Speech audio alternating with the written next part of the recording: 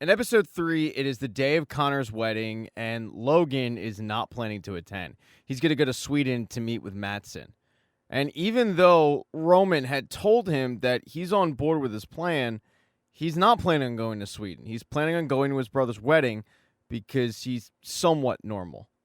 Logan calls up Roman and explains that he really thinks he should go to Sweden with him. He thinks it's important because Matsson likes Roman. There is a limit, though. Roman's planning on going to this wedding. He's not going to go to Sweden.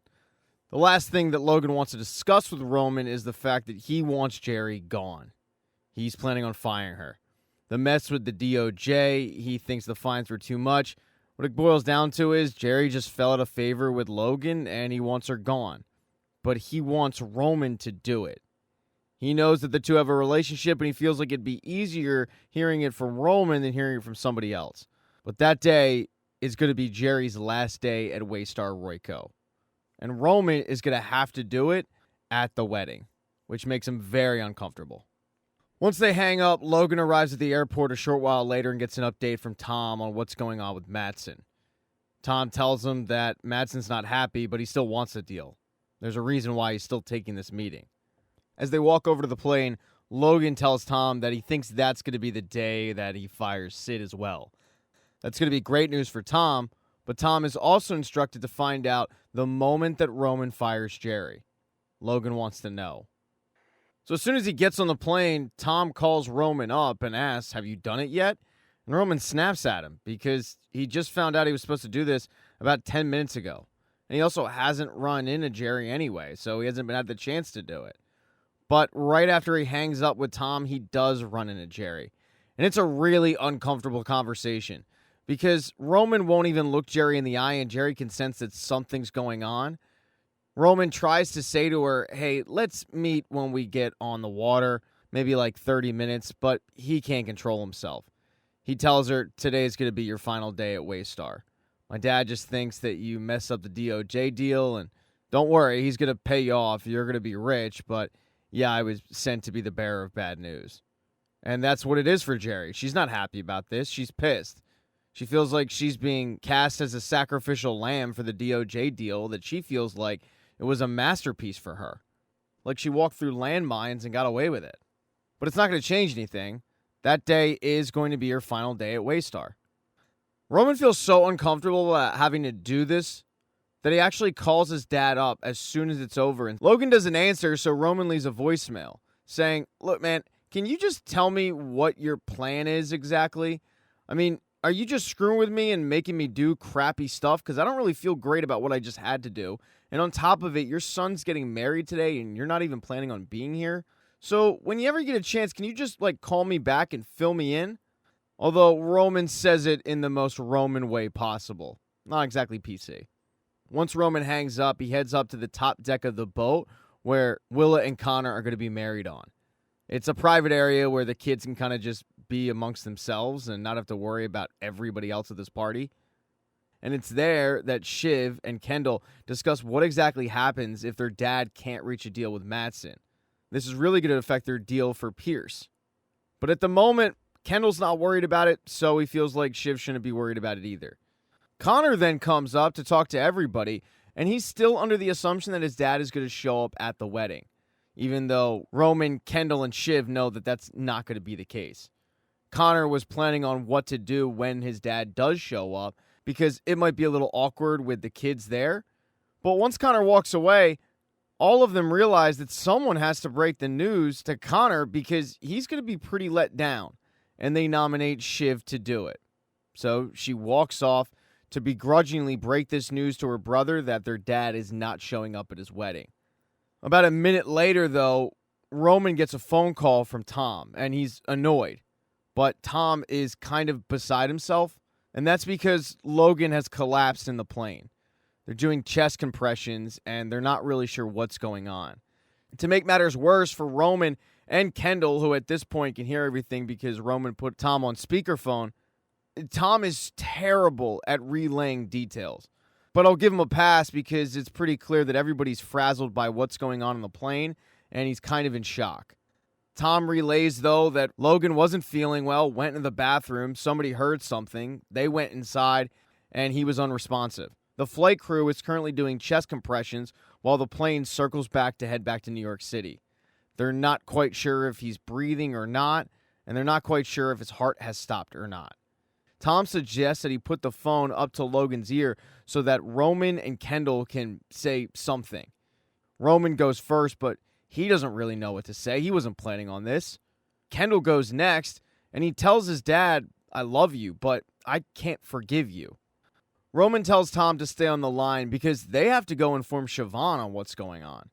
Kendall walks below deck, and in the middle of this party, he has to pull his sister aside and explain, Dad's not doing well right now. He quickly fills his sister in on the severity of the situation, and just like he was a few minutes ago, her world is suddenly rocked. By the time that Kendall and Shiv get back up, those on the plane have informed Roman that they're pretty sure Logan's gone.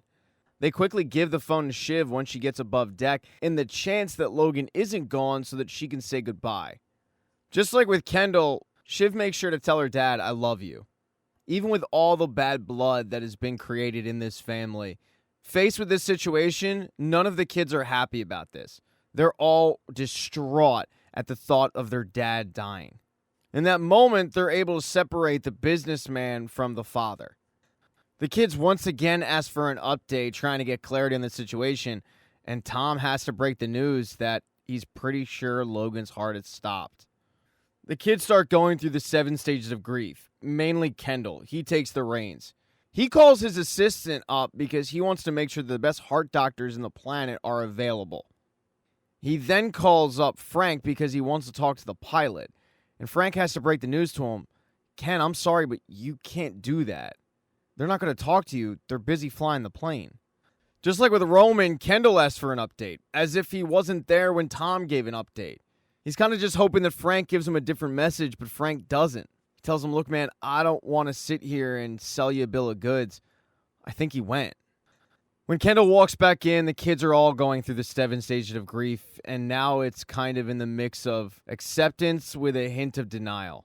The one thing that Roman's worried about is if the last thing his father heard was himself yelling at him in a voicemail, he then realizes that he might have forgotten to say "I love you." So he wants to get back on the phone to tell the dead body "I love you."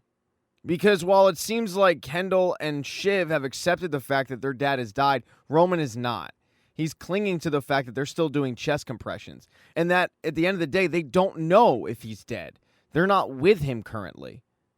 Once cooler heads kind of prevail, the kids then realize they have another issue. No one's told Connor, and it's his wedding day. This thing's supposed to kick off in like an hour.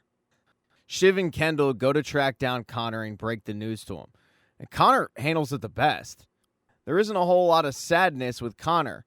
But then eventually the reality hits, and that's when it all comes full circle for him. And he realizes that he just lost the guy who he had spent his entire life trying to impress, and he wasn't able to. The final member to get the news is Cousin Greg. As Carolina, Frank, Carl were deciding to draft up a statement for the press, Tom snuck out and called Greg because he needs a favor. He needs Greg to head back to the office. He tells Greg that Logan is dead and then says, "I need you to stick to Sid like white on rice. I also need you to delete my folder marked logistics and then delete that from the trash. I also need you calling around with my narrative. I just lost my protector." Greg's going to do it, but he's also worried about his friend in that moment because Tom isn't doing great, even though he's trying to act like the normal Tom with Greg. But even through the shock, Tom is still a business guy, and he knows that if this leaks out, it's going to kill their stock price. As Greg is going off to sing Tom's story, Hugo has gotten word from the plane on what's going on, and he's going to be the kid's liaison on the ground. Shortly after Hugo walks in the door, Kendall gets a phone call from Tom on the plane to let him know that they've stopped CPR. Hugo then comes back to let the kids know that the statement is being drafted, but that doesn't sit too well with them. They don't like the fact that they're not involved with this at all, so they quickly get the people on the plane on speakerphone. They just think it's a little too quick and a little too callous. But Frank has to explain, "Look, I knew this guy for 40 years, and I feel for you guys. This is a huge loss, but from a board perspective, we need to get ahead of this narrative." Once they're done voicing the displeasure to the board, Hugo goes to get Jerry, because it seems like Hugo wasn't aware of the fact that Jerry was let go, and technically, while she was told, it wasn't made formal, so she still is a part of Waystar. After giving condolences, she starts discussing exactly what they're discussing up in the air. What they're going to do about a public statement. There's a lot of infighting as they discuss possibilities, which include just keeping the plane up until the markets close. Roman hates that one. Once it's just Kendall, Roman, and Shiv, Kendall tells them that this moment and what they decide to do is going to be their legacy. It'll be talked about in memoirs, in articles, on podcasts. So while they need to grieve, they also need to be smart about their decision making. And speaking of Roy kids making a decision, after discussing it with Willa, Connor has decided to go through with the wedding, even though it seems like no one's really going to be there. Well, a short while later, Jerry walks back in with Carolina on speakerphone because the matter has gotten worse for them. Carolina got word from a reporter who somehow got word that Logan is dealing with a health crisis. They don't know where this leak came from, and honestly, at this point, it doesn't even matter. They need to figure out who is drafting the statement. Roman, Shiv, Kendall, they go outside to discuss the matter, and they all agree that it should be them making the statement, not the board. The last matter is someone has to tell Matsson that Logan isn't coming, and they elect that Roman should do that because, after all, he does have a really good relationship with him. The kids are able to find their way off the boat and find their way into a helicopter to take them to the airport where the plane is landing shortly. Once the plane does land, it's greeted by the police and paramedics. Roman, Shiv, and Kendall, they head inside to get ready for a press conference. Shiv is elected to speak on behalf of the kids and make a statement. And she tells the world that Logan Roy is no longer with us. He passed away. While she says she doesn't take any questions, she does answer one pressing matter. What's going to happen with the company?